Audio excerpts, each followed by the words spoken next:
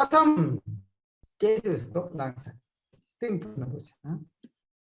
कौन लक्षण से पता चलेगा ये 3 अतिक्रम किया है, और जो अतिक्रम किया है वो क्या आचरण करते हैं। लगभग दोनों एक ही तरीके लग रहा है ना, लक्षण और आचरण सूक्ष्म फर्क है। और अंतिम में है साधन क्या है, कैसे कर सकते। तो एक आप ये लक्षण और आचरण, 2 प्रश्न है, क्या लक्षण क्या आचरण, और महत्वपूर्ण बात है कैसे। आज हम उसको उत्तर सुने। तो ये 22, 23, 24, 25 4 श्लोक में वर्णन होगा। लक्षण क्या है, आचरण क्या है। प्रकाश, श्री भगवान वाच प्रकाशं च प्रवृत्तिं च मोहमेव च पांडव न दृष्टि संप्रवृत्तानि न निवृत्तानि कांक्षति। प्रकाशं च प्रवृत्तिं च मोहम एव च पांडव न दृष्टि संप्रवृत्तानि न निवृत्तानि कांक्षति। इस तरह उदासीन उदासीन, उदासीन के दर्शन गुणों जन विचलते, कोई गुण के द्वारा विचलित नहीं, गुणावर्तित जो अवतिष्ठित नहीं। सम दुख सुख, सम दुख सुख, शस्त सम लोष्टास्म कांचन, सम लोष्ट मिट्टी ढेला, अस्म पत्थर कांचन सोना, तुल्य प्रिय अप्रिय, धीर तुल्य निंदा और आत्मसंस्तुति, मान अपमान तुल्य, मान अपमान तुल्य, तुल्य मित्र और पक्ष, मित्र और ओरिजिन, सर्व आरंभ परित्यागी, भौतिक चीज करने के लिए कुछ प्लान परिकल्पना नहीं है। गुणातीत सौचित, उसको गुणातीत। ये लक्षण और आचरण दोनों शब्द है।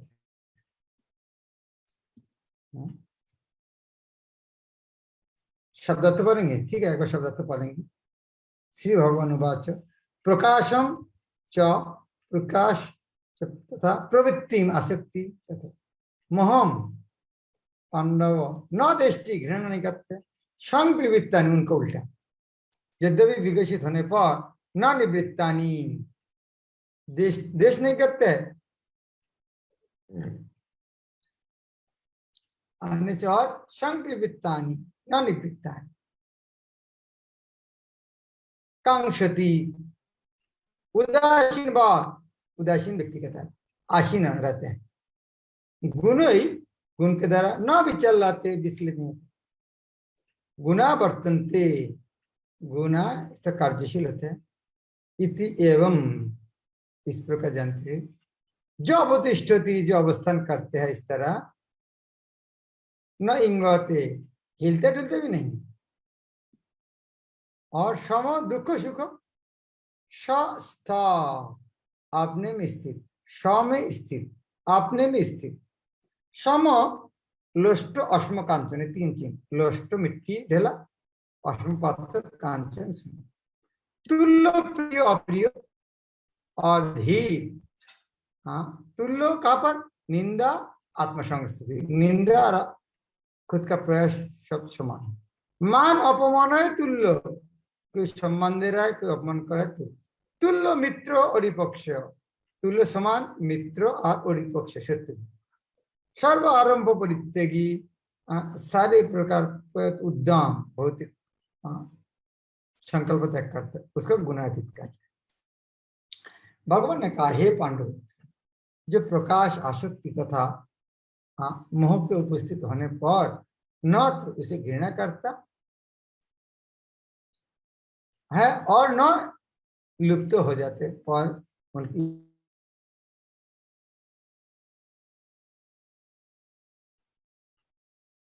प्रकाश था सत्वगुण का, आसक्ति रजोगुण का, तथा मोह तमोगुण।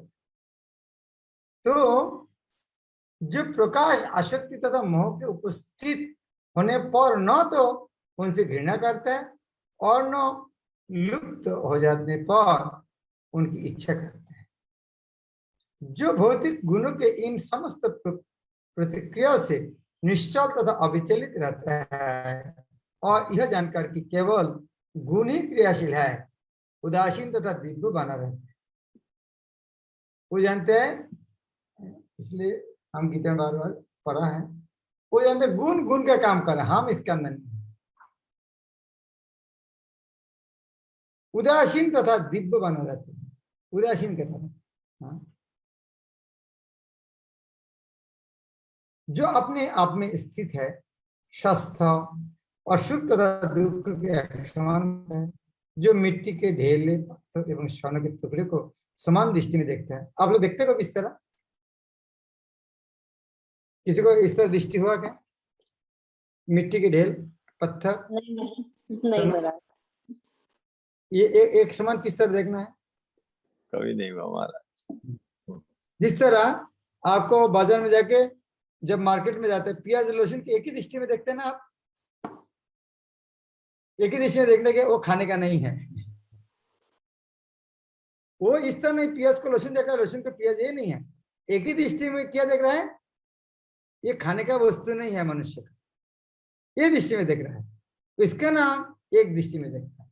ये पाथर सोना इस तरह जो चीज है, एक दृष्टि में देखता है, तब क्या उनका आध्यात्मिक दृष्टि में क्या इसका कोई मूल्य नहीं, क्योंकि सब एक दिन छोड़ते जाना है।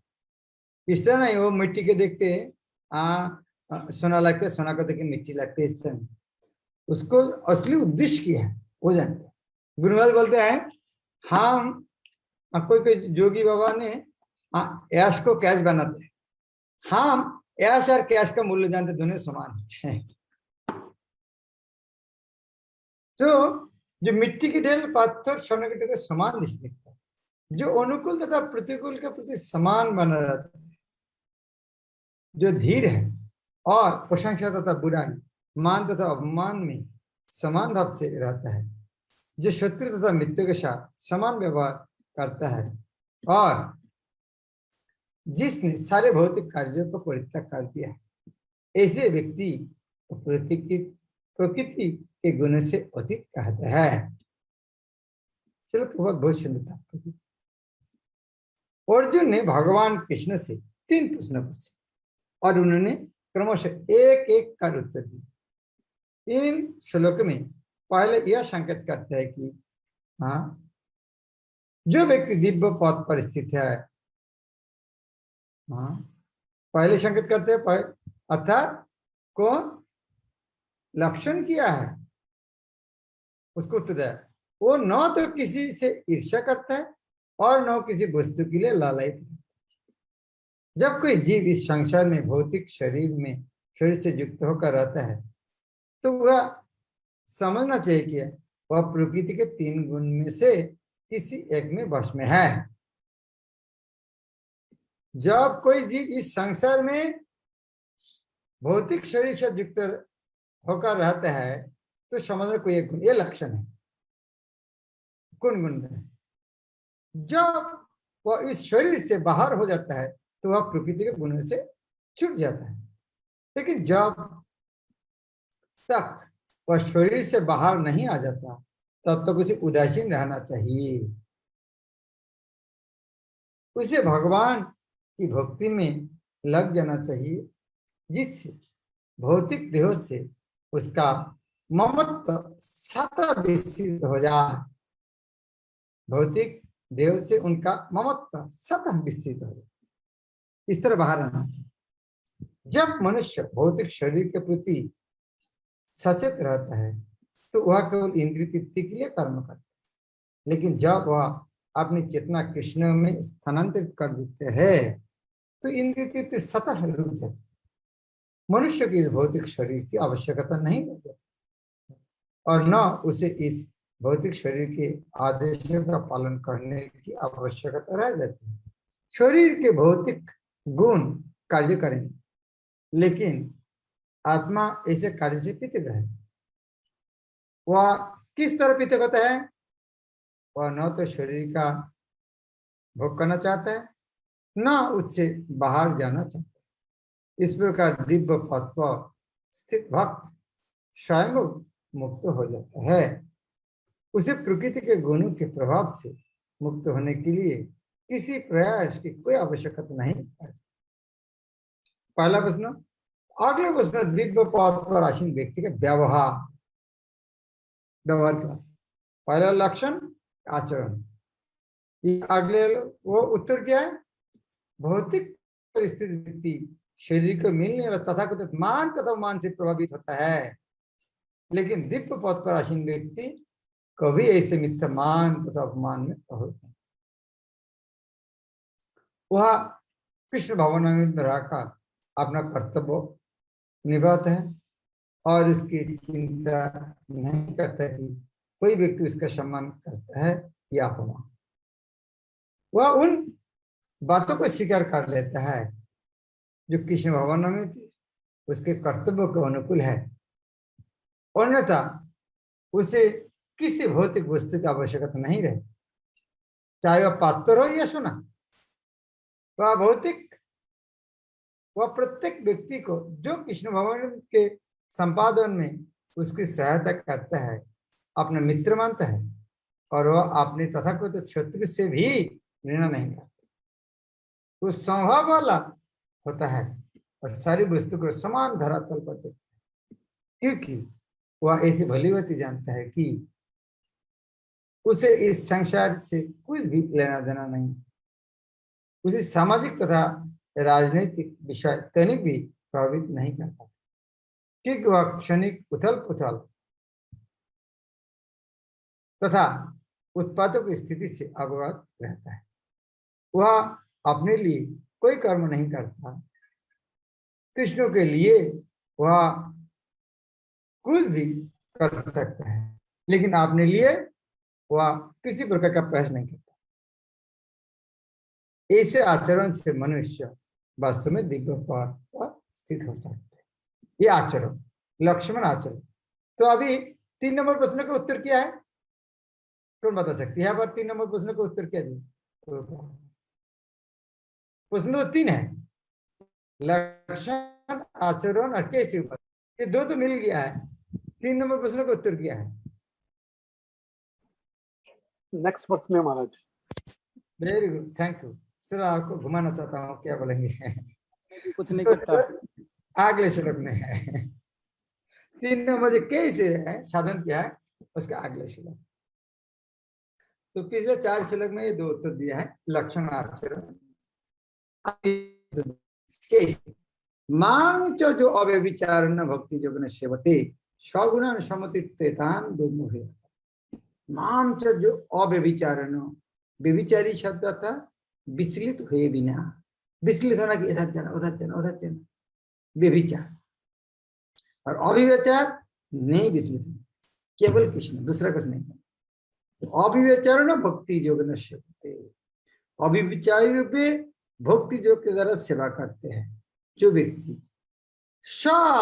वो व्यक्ति गुणान, एक गुण, सारे गुण, गुणान बहुवचन, प्रकृति गुण को सम अतित, सम शब्द अर्थ क्या है? सम शब्द अर्थ क्या है? सम वैसे बराबर करके भी आता ना महाराज। ये बात मैं बहुत बार बोला है, ये भूलना नहीं, आज लास्ट बोलूंगा, आज कभी नहीं भूलूंगा। जोड़ना महाराज जी, संपूर्ण। सम अर्थात संपूर्ण है, पूर्ण, संपूर्ण, कीर्तन, संकीर्तन, इस तरह अर्थ के उदाहरण है। जोग, संयोग, संगीत में, और क्या है शब्द इस तरह? संगीत, गीत, संगीत, संवाद, वाद, संवाद। तो सम, तो यह बात ये कहता है सम अतीत, अतीत अर्थात, अतीत अर्थात अतीत करना, बीत गया, लांग गया, सम अतीत पूर्ण रूप लांग का। फिर 3 गुण का सम अतीत, गुणान सम अतीत इतांश। तो जो व्यक्ति है सारे 3 गुण को कंप्लीटली पूर्ण रूप लांग कर क्या है, उसको ब्रह्मो भूया लांग कर कहा जाता है। हवा में शून्य में रहता है क्या? नहीं, ब्रह्मो भूया कल्प, ब्रह्म पद कैसे होता है ये तो समझ गया, लेकिन वो कैसे है? अविवेचरण भक्ति जो शब्द, बस ये शब्द। यदि कोई मांग जो मुझको अव्यभिचारी रूप में, जो व्यक्ति मुझको अव्यभिचारी भक्ति जो के द्वारा हम उसको सेवा करता है, वह व्यक्ति सारे गुण को अतिक्रम करके ब्रह्म भूयाय स्थान में पहुंच जाता है। कितना पावरफुल श्लोक है। श्लोक कठिन लग रहा है, सरल। जो समस्त परिस्थितियों में अविचलित भाव से पूर्ण भक्ति में प्रवृत्त होता है, वह तुरंत ही प्रकृति के गुणों को लांघ जाता है और इस प्रकार ब्रह्म के स्तर तक पहुंच जाता है। ये श्लोक के तृतीय प्रश्न का उत्तर स्वरूप है। प्रश्न है, दिव्य स्थिति प्राप्त करने का साधन क्या है? उनका उत्तर है, जैसे कि पहले बताया जा चुका है, यह भौतिक जगत प्रकृति के गुणों के चमत्कार के अंतर्गत कार्य कर रहा है। मनुष्य को गुणों के कर्म से विचलित नहीं होना चाहिए। उसे चाहिए कि अपनी चेतना ऐसे कार्य में न लगाकर उसे कृष्ण कार्य में लगा। कृष्ण कार्य भक्ति युक्त के नाम से विख्यात है, जिनमें सदैव कृष्ण के लिए कार्य करना होता है। इसमें न केवल कृष्ण ही आते हैं, अभी तो उनकी विभिन्न पूर्णांश भी सम्मिलित है। तथा राम तथा नारायण उनके असंख्य अंश है, जो कृष्ण के किसी भी रूप या उनके पूर्णांश की सेवा में प्रवृत्त होते हैं। उसे दिव्य पथ पर स्थित समझना चाहिए। यह भगवान, यह ध्यान देना होगा कि कृष्ण के सारे रूप पूर्णतः दिव्य और सच्चिदानंद रूप है। ईश्वर के ऐसे रूप सर्वशक्तिमान तथा सर्वज्ञ होते हैं और उनमें समस्त दिव्य गुण पाया जाता है। अत्यधिक कृष्ण या उनके पूर्णांशों की सेवा में दृढ़ संकल्प के साथ प्रवृत्त होता है, तो यद्यपि प्रकृति के गुणों को जीत पाना कठिन है, लेकिन वह उन्हें सरलता से जीत सकता है। ये पूर्णांश अर्थ क्या है? पूर्णांश अर्थ क्या है? सुनने अच्छा लगे। पूर्णांश समझ में आ रहा है? पूर्णांश अर्थ क्या है?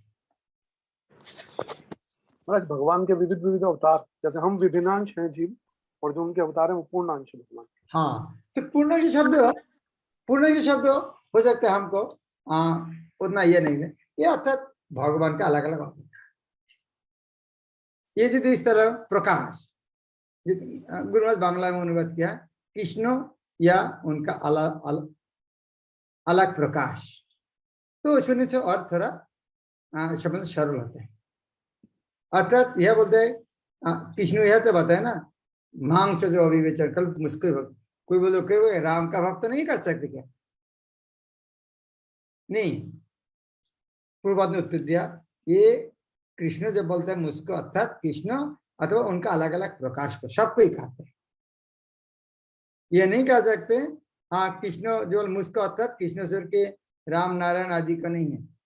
इसका अर्थ है कृष्ण और कृष्ण का अलग कोई भी प्रकाश। इसकी व्याख्या 7वें अध्याय में पहले ही की जा चुकी है। कृष्ण की शरण ग्रहण करने पर तुरंत ही प्रकृति के गुणों के प्रभाव को लांघा जा सकता है। कृष्ण भावना में या कृष्ण भक्ति में होने का अर्थ है कृष्ण के साथ समानता प्राप्त करना।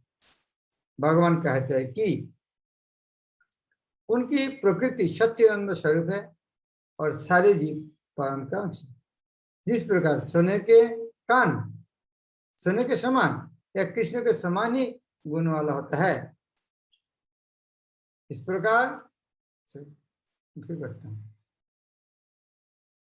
सारे जीव परम के अंश है। जिस प्रकार सोने के कान सोने के खान के अंश है, इस प्रकार जीव अपनी आध्यात्मिक स्थिति में सोने के समान या कृष्ण के समान ही गुण वाला होता है।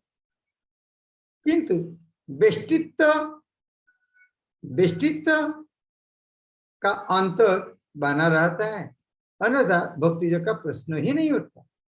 भक्ति योग का अर्थ है कि भगवान है, भक्त है, तथा भगवान और भक्त के बीच प्रेम का आदान प्रदान चलता रहता है। अतः भगवान में और भक्त में दो व्यक्तियों का बेष्टित्व वर्तमान रहता है। यह कि बेष्टित्व क्या है? बेष्टित्व क्या है? Individuality individuality Maharaj part and parcel हाँ अलग इंडिविजुअल अलग स्वतंत्रता बोलने से अच्छा लगता है। इंडिविजुअलिटी महाराज हाँ स्वतंत्रता बोलेंगे अच्छा। तो यदि व्यष्टित्व तो समझ में नहीं आता तो स्वतंत्र इंडिविजुअल स्वतंत्रता। पता नहीं ये सरल हिंदी शब्द की नहीं स्वाभाविक समझ में आ रहा है व्यष्टित्व शब्द? मेरा तो नहीं लगा। हाँ सब व्यवस्थित समझ में नहीं आ रहा महाराज। नहीं आता ना। हाँ नहीं आ रहा। हाँ। अतः भगवान में और भक्तों में दो व्यक्तियों का क्या बोलेंगे?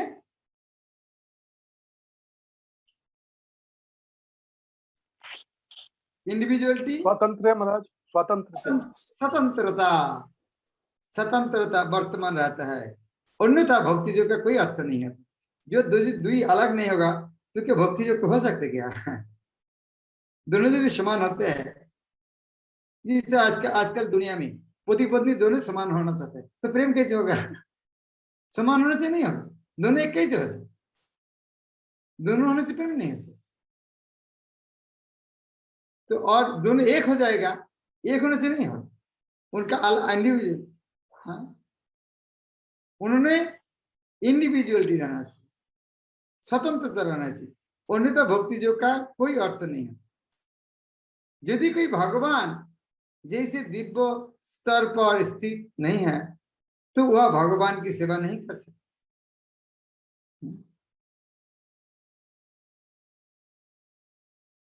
उदाहरण, राजा का निजी सहायक बनने के लिए कुछ योग्यता आवश्यक है। राजा का सेक्रेटरी बनने के लिए कुछ योग्यता जो है, इस तरह भगवत सेवा के लिए योग्यता है कि ब्रह्म बन जाए या भौतिक कलमश से मुक्त हो जाए। इस तरह सूर्यदेव का सेवा करने के लिए आपको क्या करना पड़ेगा? पहले कम से कम आग का शरीर चाहिए, तभी सूर्यदेव का सेवा कर सकते, उनके लिए खाना बना सकते, खाना खिला सकते। तो पहले तो उनको आग का शरीर चाहिए तभी सूर्यदेव की सेवा कर सकते। वैदिक साहित्य में कहा गया है ब्रह्मैव सन ब्रह्मोपेति। इसका अर्थ है कि गुणात्मक रूप से मनुष्य को ब्रह्मों से एकाकार हो जाना चाहिए, लेकिन ब्रह्मत्व प्राप्त करने पर मनुष्य का व्यष्टि अर्थात व्यक्तिगत आत्मा के रूप में अपने शाश्वत ब्रह्म स्वरूप को खोता नहीं। इस तरह ब्रह्म बन गया, हम भी भगवान बन गए, वो नहीं समझ। अभी जो ब्रह्म, वो ब्रह्म क्या है? कभी कभी ये लेके आदमी गलत ढंग से बता रही ब्रह्म, तो फिर ब्रह्म अर्थात निराकार ब्रह्म नहीं। हाँ ब्रह्म निराकार ब्रह्म है, लेकिन भगवान भी कौन है इस संपर्क बताते हैं। ये पावरफुल श्लोक है, ब्रह्म के साथ भगवान का संबंध, ब्रह्म परमात्मा भगवान, ये समझाने के लिए पावरफुल श्लोक है। ब्रह्म नहीं प्रतिष्ठा हम अमृत अव्यय शाश्वत धर्म सुख एकांत। ये जो ब्रह्मन है, ब्रह्म ये निराकार जो ब्रह्म है, सूर्य का ज्योति के तरह, उसका प्रतिष्ठा मैं हूं, प्रतिष्ठा अहम, अर्थात वो मुझको आश्रय करके रहते हैं। जिसका सूर्य का आश्रय करके उनका ज्योति रहता है, उसका भगवान का आश्रय करके उनका ब्रह्म ज्योति रहता है। और ये ब्रह्म ज्योति भी अमृत, ये अमर है, अव्यय अविनाशी है और शाश्वत है। ये ब्रह्म साधारण चीज नहीं है, ये ब्रह्म है अमृत अव्यय शाश्वत है। सुख धर्म सुख एकांतिक सुख का चरम सुख का। तो वो ब्रह्म जो है, उनका ब्रह्म का आश्रय कृष्ण बल में हूं, और मैं ही उस निराकार ब्रह्म का आश्रय हूं जो अमर्त, अमर्त था जो मरते नहीं, नाश नहीं होते, अविनाशी तथा शाश्वत है और चरम सुख का स्वाभाविक पद है। ये श्लोक प्रभुपाद तत्व के साथ ये अध्याय का सारांश दिया। ब्रह्म का स्वरूप है अमरता, अविनिष्ठता, शाश्वतता तथा सुख, चार चीजें ये ब्रह्म है। ब्रह्म तो दिव्य साक्षात्कार का शुभ आरंभ है। ब्रह्म परमात्मा भगवान शुरुआत, परमात्मा इस दिव्य साक्षात्कार के मध्य है। ब्रह्म परमात्मा यह द्वितीय अवस्था है और भगवान परम सत्य का चरम लक्षक ब्रह्म परमात्मा भगवान। अतः परमात्मा तथा निराकार ब्रह्म दोनों ही परम पुरुष के भीतर रहते हैं। जिस तरह मान लीजिए 2000 रुपये का नोट के अंदर 50 रुपये का नोट है, 100 रुपये का नोट है।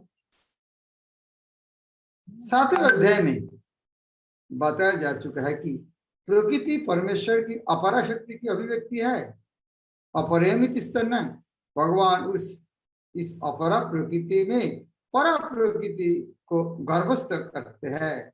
ये लिखते हैं ना, परा प्रकृति, उसी दिन देखे ना, परा प्रकृति को गर्भस्थ करते। इसका अर्थ क्या है? जीवात्मा को गर्भस्थ करते,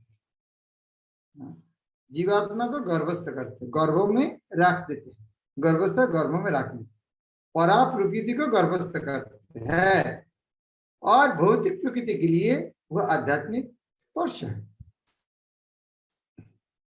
जब इस प्रकृति द्वारा बौद्धिक आध्यात्मिक ज्ञान का अनुशीलन करना प्रारंभ करता है तो यह इस भौतिक जगत के पद से ऊपर उठने लगता है और क्रमश परमेश्वर के ब्रह्मबोध तक उठ जाता है। ब्रह्मबोध की प्राप्ति आत्म साक्षात्कार की दिशा में प्रथम अवस्था है। आत्म साक्षात्कार दिशा में, दिशा था रास्ता, आत्म साक्षात्कार रास्ता में चलने के पहले आ जाता है ब्रह्म उपलब्धि। इस अवस्था में ब्रह्मभूत व्यक्ति भौतिक पद को पार कर जाता है, लेकिन वह ब्रह्म साक्षात्कार पूर्णता प्राप्त नहीं करता। यदि वह चाहे तो इस ब्रह्म पद पर बना रह सकता है और धीरे धीरे परमात्मा के साक्षात्कार को और फिर भगवान के साक्षात्कार को प्राप्त हो सकता है। वैदिक साहित्य में इसके उदाहरण भरे पड़े हैं। जिस तरह एक उदाहरण है 4 कुमार, सुखदेव गोस्वामी। तो 4 कुमार पहले निराकार ब्रह्म के, लेकिन क्रमशः उनका नाक में जाओ, भगवान का चरण का तुलसी के ध्यान दिया, सिद्ध भक्त हो गए। जो व्यक्ति निराकार ब्रह्म पद से ऊपर नहीं उठ पाता उसके नीचे गिरने का डर बना रहता है। 33 मार्क में पास होते हैं, लेकिन जो 33 मार्क मिलते हैं ना उसको हमेशा डर रहता है, कोई फेल भी हो सकता है। 33 मार्क मिला है, तीसरे में खाता में चेक करके देखा रहे जो करने भूल हो गया तुम्हारे 31 है, फेल हो गया है। तो 33 मार्क में डर रहता है, कोई फेल हो सकता है। तो हमेशा ब्रह्मपाद पे रहने का डर है, गिर जाते। श्रीमद् भागवत में कहा गया है कि भले कोई निराकार ब्रह्म की अवस्था को प्राप्त कर ले, किंतु उससे ऊपर उठे बिना तथा परम पुरुष के विषय में सूचना प्राप्त किए बिना उसकी बुद्धि निर्मल नहीं हो पाती। अतः ब्रह्मपद तक उठ जाने के बाद भी ये भगवान की भक्ति नहीं की जाती तो नीचे गिरने का भय बना रहता है। वो श्लोक क्या है? किसी को याद है वो श्लोक?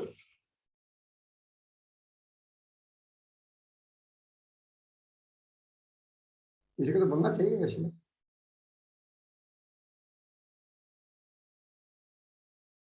आरुज्य किच्चन परम पदम तथा पतंती तथा।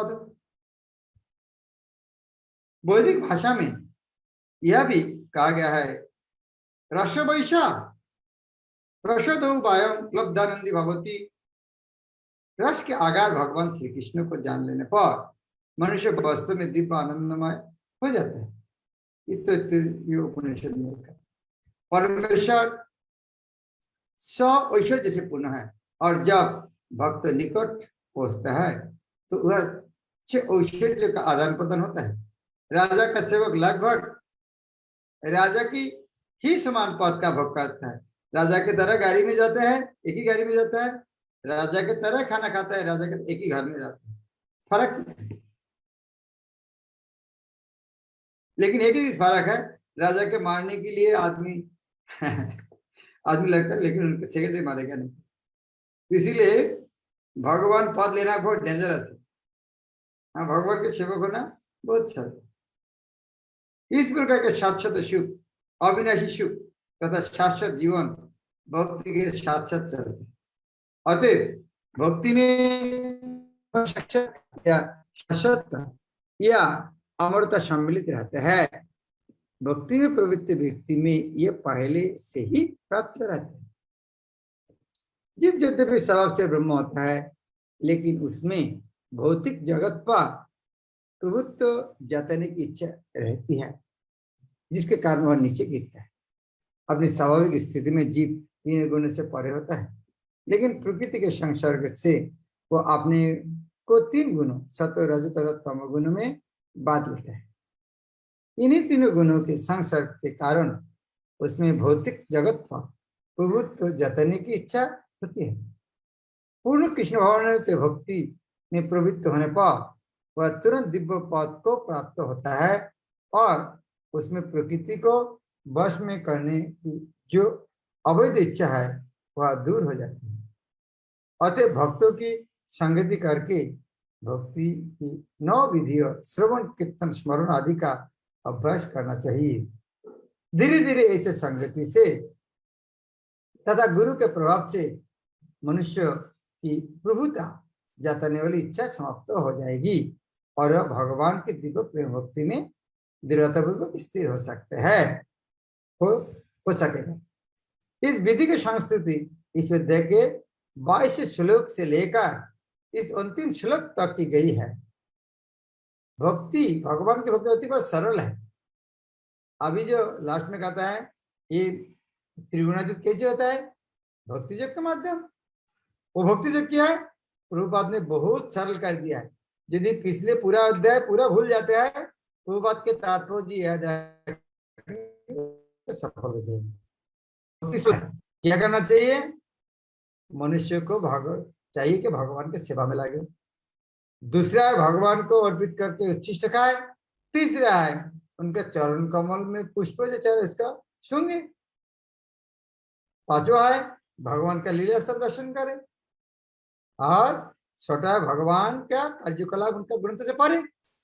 सातवां है भगवान का नाम कीर्तन करे। हरे कृष्णा कृष्ण कृष्ण हरे हरे, हरे राम राम राम।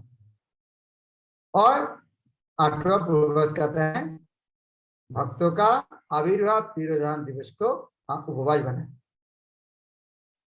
ऐसा करने से मनुष्य समस्त भौतिक गतिविधि से विरक्त हो जाएगा।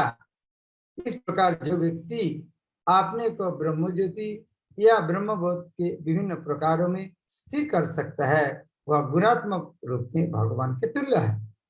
इस प्रकार भगवत के प्रकृति के 3 गुण का भक्ति वेदांत तो तात्पर्य। कितना सुंदर अध्याय तात्पर्य। हरे कृष्ण। जय श्री कृष्ण। हरे कृष्णा। Am I audible, महाराज? धन्यवाद, प्रणाम महाराज। महाराज मेरा क्वेश्चन है कि जैसे अभी 27 श्लोका में बताया भगवान ने कि मैं ही उस निराकार ब्रह्म का आश्रय हूँ जो अमर्त्य, अविनाशी तथा शाश्वत है और चरम सुख का स्वाभाविक पद है। तो चरम सुख इसका मतलब क्या हुआ? इसमें तो निराकार ब्रह्म में तो हमने सुना है कि दुख मिलता है। फिर नहीं, निराकार ब्रह्म तो दुख तो है नहीं। निराकार ब्रह्म तो सुख नहीं है, दुख नहीं। तो अभी बहुत अच्छा प्रश्न है। हमने सुना है वह चरम सुख नहीं है। वास्तव में एक विचार में आपका प्रश्न सही है और दूसरे में सही भी नहीं है, क्योंकि जिस तरह मानो अमेरिका गया है, अमेरिका बॉर्डर क्रॉस करके अमेरिका चले आए, को अमेरिका जाना, अमेरिका बॉर्डर क्रॉस करना बड़ी आसान बात नहीं है। लेकिन अमेरिका बॉर्डर क्रॉस करके वहां से घूम के आना और व्हाइट हाउस में जाना एक ही बात है। लेकिन अमेरिका से बॉर्डर अमेरिका का प्रवेश किया है, आप तो जाने का अधिकार है व्हाइट हाउस तक, लेकिन आप किया नहीं तो आपका गलती है। तो बॉम्बे तक तो परम सुख मिलेगा, लेकिन नहीं लेकर जिस तरह मानिए आप वहां जाके भगवान अमेरिका जाके प्रेसिडेंट का मिल सकते, लेकिन आप यदि नहीं जाके वहां से घूम के आगे, किसका दोष है? हाँ, वो अमेरिका आपको अधिकार था सब सुख पाने के लिए, तो ब्रह्मोपनिषद में जाकर भगवान के पास जाकर भगवान का सेवा उसके से रहने का पूरे फैसिलिटीज था, लेकिन जो नहीं जाना चाहिए तो क्या करें? लेकिन वह दुख नहीं है, दुख नहीं है, लेकिन आप ये भी आपको प्रश्न भी अच्छा है, लेकिन वह तो सेवा करने का सुख तो है नहीं उधर में, चरम सुख कैसे बोल सकते? हाँ, लेकिन ये विचार में सही है कि वहां नहीं है, लेकिन थोड़ा आगे जाएगा वह सुख मिलेगा, क्योंकि अभी और कोई बॉर्डर नहीं है उसके अंदर, और कोई बाउंड्री नहीं है, सिक्योरिटी गार्ड नहीं है, आगे वहां जाएगा तो मिल जाएगा। एक विचार में एक ही है, ठीक है। थैंक यू सो मच महाराज। हरे पियाली माता जी। हरे कृष्ण महाराज, मेरा सवाल है कि ये 33 करोड़ जो देवी देवता हैं वो कौन से गुण में आते हैं? अलग अलग, कुछ तमोगुण का, कोई रजोगुण का, अलग अलग। सतगुण में भी आते हैं? हाँ, और पेड़ पौधे महाराज, पेड़ पौधे कौन से गुण में आते हैं? तमोगुण में? तमोगुण में इस तरह हम समझ सकते हैं, तमोगुण अर्थात 100% तमोगुण नहीं है। जिस तरह मान लीजिए अभी भारत सरकार बीजेपी सरकार है, इस तरह नहीं 540 सीट में से 540 सीट उनके है, बीजेपी सरकार अर्थात संख्यागरिष्ठ है। तो उसी तरह है सत्वगुण का सरकार अर्थात सत्वगुण संख्यागरिष्ठ, 51 सीट है मिनिमम 100। तो तमोगुण का है तो तमोगुण का लक्षण ज्यादा है। तो इस तरह समझना चाहिए, क्योंकि ये भौतिक जगत में तो मिश्रण है ये 3 गुण का। और महाराज पक्षियां कौन से गुण में आते हैं? ये देखा नहीं प्रभुपाद उसके बारे कौन सा गुण बताए हैं, लेकिन साधारण तो निम्न गुण है, तमो और रजोगुण का इस तरह होना चाहिए। पता नहीं प्रभुपाद कौन सा गुण बताया इसके अंदर। महाराज और एक सवाल है कि किसी कार्य करने के पीछे कोशिश, भाग्य और ईश्वर का कितना हाथ होता है? उसको आंसर हम 18 अध्याय का 14 नंबर श्लोक में मिलेंगे। केवल 3 नहीं है और 2 है। पास कोई काम करने के पीछे पास कारण है, 18 अध्याय का 14 नंबर श्लोक में जब आएगा तब वो अच्छा लगेगा।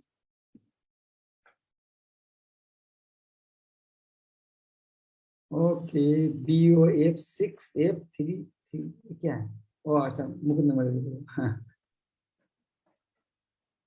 क्यों आ गया महाराज, ये सब मालूम नहीं why this is showing like this.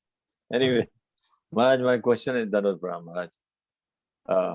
That I read it that ब्रह्म ज्योति में कोई एक्टिविटी नहीं होता, और इसीलिए वो अब जो प्रभुपाद वो लिखे हैं कि आरुक्ष पक्षेन पदम तद पदम दिया था, क्योंकि वो एक्टिविटी नहीं होता, एक्टिविटी के लिए वापस वो आ जाता है और जन सेवा और हॉस्पिटल में काम करता है। पर देन वो जो वहां पर नहीं रहता, वहाँ क्योंकि एक्टिविटी नहीं है, तो उसको where he gets the chance to do भक्ति। क्योंकि अभी जब पढ़े हैं महाराज, उसमें था कि अगर आगे भक्ति चल जाता है तो आगे जाता, otherwise he falls down. So when there is no activity, how will he do bhakti Maharaj there? नहीं, वह तो भक्ति नहीं है। जयश्री ने बहुत अच्छा क्वेश्चन तो बहुत परफेक्ट आंसर क्वेश्चन है, और वह भक्ति नहीं, लेकिन थोड़ा आगे जाना पड़ेगा। जिस तरह अमेरिका का बॉर्डर क्रॉस करके प्रेसिडेंट को आप नहीं मिल सकते, आपको वाशिंगटन DC तक जाना, व्हाइट हाउस तक जाना पड़ेगा। तो ब्रह्मो से बाद परमात्मा भगवान है, तो उसके बाद सेवा मिले, वहां खड़ा आके कैसे सेवा मिले? ब्रह्म जब गया तो आगे जाना पड़ा, आगे जाएगा तो सेवा मिलेगी। करेक्ट, बट वो तो तो राइट। पर महाराज माय क्वेश्चन इज कि वो तो ब्रह्म रियलाइज, वो तो जानता ही नहीं है। he thinks that Brahma is Nirakar, and then that is his ultimate approach. So he has no knowledge of Paramatma and Bhagwan.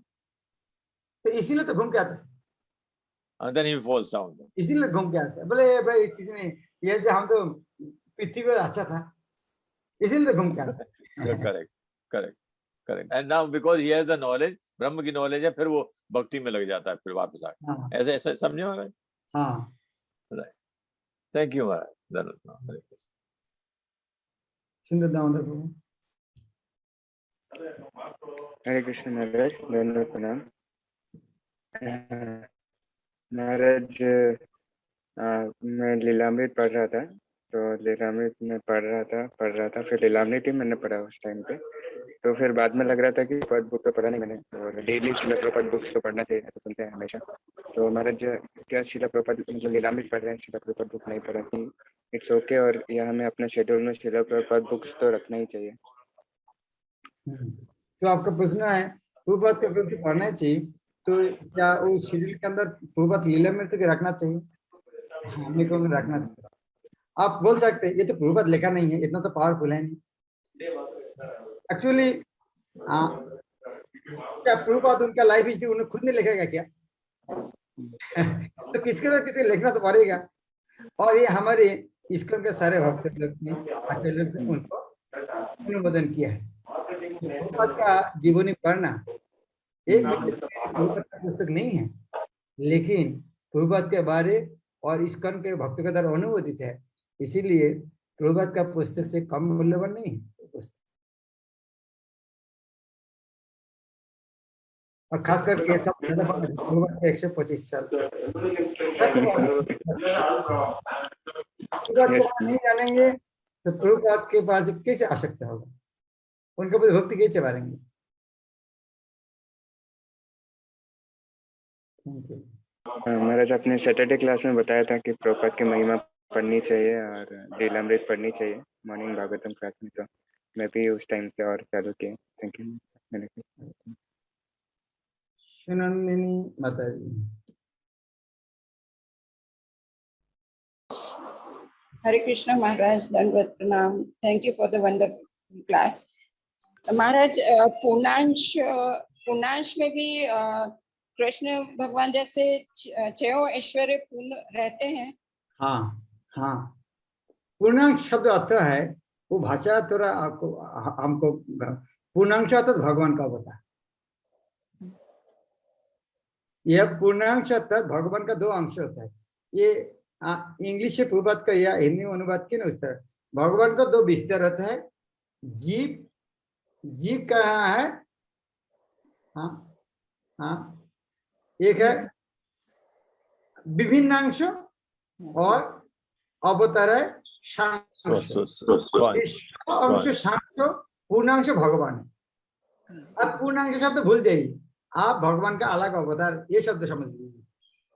भगवान का सारे अवतार ये समझाने के लिए ब्रह्मा ने बहुत एक अच्छा उदाहरण दिया।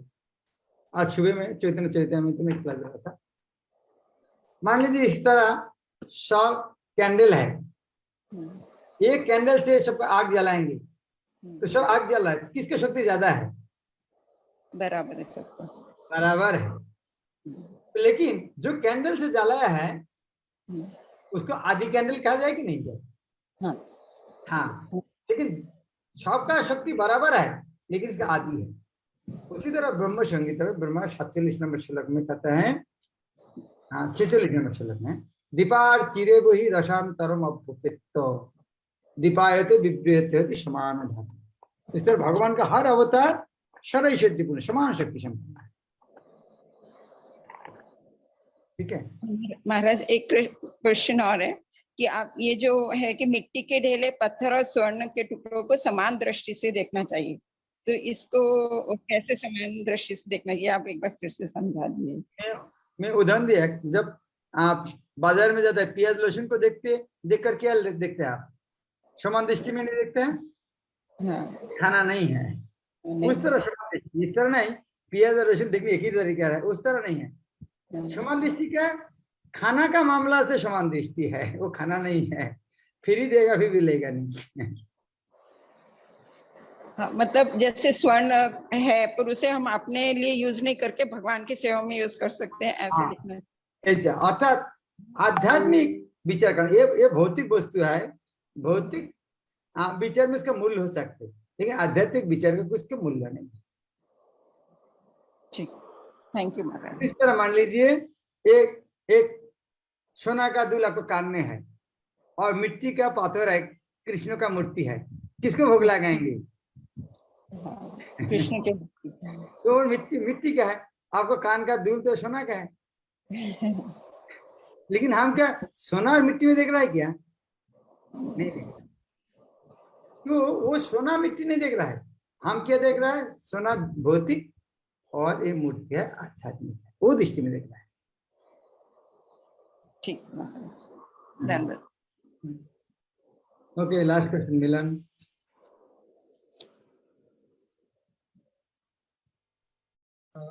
हरे कृष्ण महाराज, धन्यवाद प्रणाम महाराज। मेरा एक क्वेश्चन था कि जो शास्त्र में पुराण है तो 3 कैटेगरी में, कोई सत्वगुण वाले लोगों के लिए और तमोगुण और रजोगुण वाले लोगों के लिए। एक स्टूडेंट मुझे पूछ रहे थे कि ये मतलब शास्त्रों जो पुराण है उसको पर्टिकुलर गुण में मानना चाहिए कि फिर उसमें जो खाली कंटेंट दिया है उसको ही खाली पर्टिकुलर लोगों के लिए है? मतलब शास्त्र क्या कोई पर्टिकुलर गुण से? जी महाराज। आपको इंटरनेट आगे बोलिए।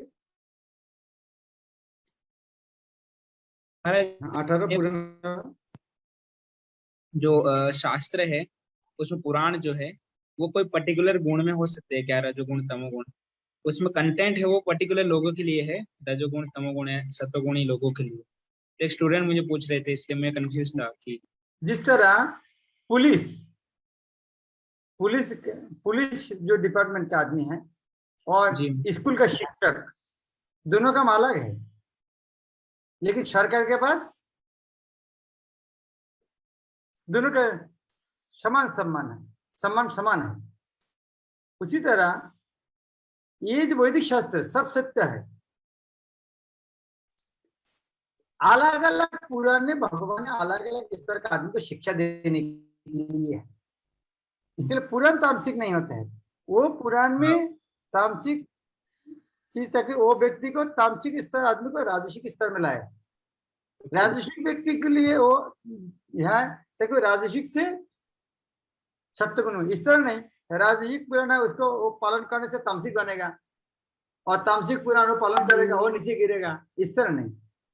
वो पुराण आता वो गुण का व्यक्ति को और आगे बढ़ाए। Thank you Maharaj. Thank you. Srila Prabhupada की जय। भगवद गीता। हरे कृष्णा महाराज जी, दंडवत प्रणाम।